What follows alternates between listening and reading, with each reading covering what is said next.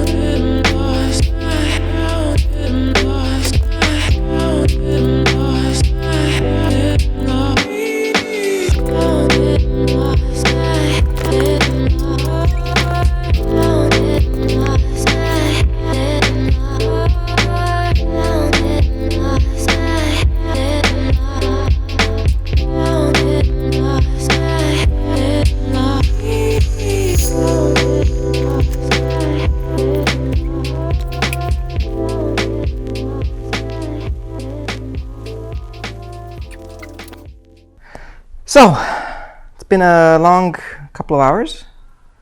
Let's see what we've gotten so far. Let me show you everything that I've done in the last 2 hours. So we got seats, center console, all of the air AC controls, airbag, and parking brake completely removed. Show you the whole dashboard so far. Okay, so AC is out. Whoops. Looks like I'm out of power on my little lamp. Anyways, AC is out. AC controls. Airbag is out. All the AC ducts are out. Cluster is out. Switches are out. The stereo is out. This one unfortunately is hooked up to the button, and I'm gonna take the whole alarm out with the power, with the button and everything, so I'm not touching it.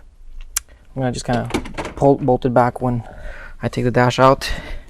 Parking brake is replaced. It's nice and tight like it was before.